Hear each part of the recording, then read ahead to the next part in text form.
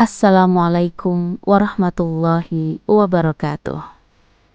Saudaraku, ada seorang lelaki yang tidak pernah bertemu Rasulullah Shallallahu Alaihi Wasallam, tidak pernah duduk di Madinah, tidak pernah tercatat dalam barisan sahabat.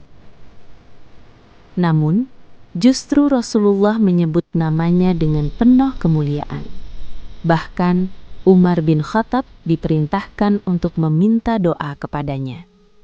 Siapakah dia?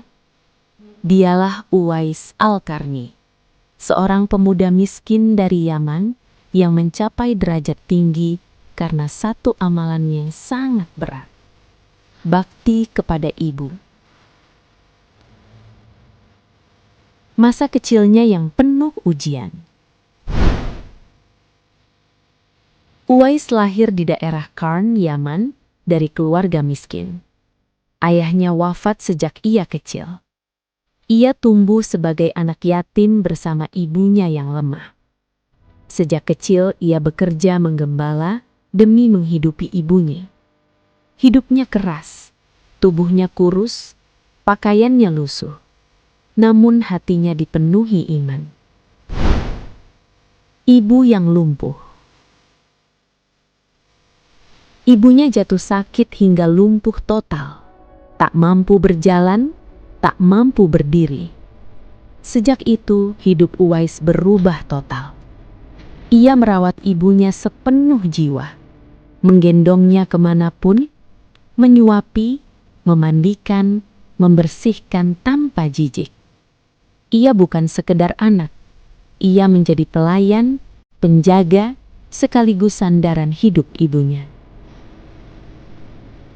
Latihan menggendong anak sapi. Saat ibunya menyampaikan keinginan untuk berhaji, Uwais menangis. Ia tahu perjalanan sangat jauh dan tubuhnya lemah. Namun cintanya tak goyah. Ia membeli seekor anak sapi kecil. Setiap hari ia menggendongnya naik turun bukit berbatu. Hari demi hari, sapi itu semakin besar dan berat. Orang-orang heran melihatnya berlatih membawa beban. Uwais berkata, "Aku sedang melatih diriku untuk menggendong ibuku ke Baitullah." Sebuah latihan yang lahir dari cinta yang luar biasa. Perjalanan haji menggendong ibu. Setelah tubuhnya kuat, Uwais benar-benar menggendong ibunya menuju Mekah. Ribuan kilometer perjalanan ditempuh sambil memikul ibunya di pundak.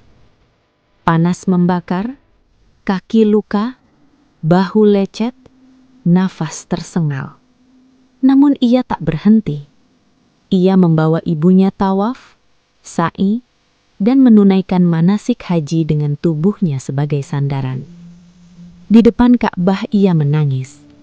Ya Allah, jika pengorbanan ini belum cukup membalas jasa ibuku, maka ampunilah aku. Kerinduan kepada Rasulullah Shallallahu Alaihi Wasallam. Setelah haji, ia meminta izin ibunya untuk pergi ke Madinah menemui Rasulullah. Ibunya mengizinkan dengan syarat tidak lama meninggalkannya. Ia pun berangkat penuh rindu. Namun, ketika tiba, Rasulullah sedang tidak berada di rumah. Hatinya hancur. Ia sangat ingin menunggu, tapi teringat pesan ibunya. Dan ia memilih pulang tanpa bertemu Nabi. Ia mengorbankan impian terbesar demi seorang ibu. Perjalanan pulang itu lebih berat daripada perjalanan datangnya. Bukan karena panas, bukan karena lelah, tapi karena hatinya hancur. Namun di sisi Allah, pengorbanan itu sangat besar. Langit mencatat bahwa seorang lelaki telah mengalahkan cinta kepada Rasulullah demi memenuhi amanah seorang ibu. Dan justru karena itulah Rasulullah memuliakan namanya. Seorang yang tak pernah bertemu Nabi, tapi dipuji oleh Nabi. karena Allah melihat hatinya. Allah melihat baktinya. Allah melihat pengorbanannya. Dan dari air mata di Madinah itulah nama Uwais diangkat ke langit selamanya. Rasulullah memuliakannya. Rasulullah bersabda, akan datang seorang dari Yaman bernama Uwais. Ia sangat berbakti kepada ibunya. Jika kalian bertemu dengannya, mintalah doanya. Para sahabat terheran karena ia bukan sahabat, namun disebut dengan kemuliaan besar. Umar mencari Uwais. Setelah Rasulullah wafat, Umar selalu mencari Uwais setiap musim haji hingga akhirnya menemukannya. Seorang khalifah meminta doa kepada seorang penggembala miskin, karena Umar tahu lelaki ini dimuliakan langit karena baktinya. Wafat sebagai syahid. Uwais kemudian ikut berjihad dan wafat sebagai syahid. Ia meninggalkan dunia tanpa ketenaran, tanpa harta, tanpa kemegahan. Namun namanya harum sepanjang zaman. Saudaraku, Uwais Al-Qarni tidak dikenal manusia karena ia sibuk merawat ibunya, namun Allah mengenalkannya kepada Nabi.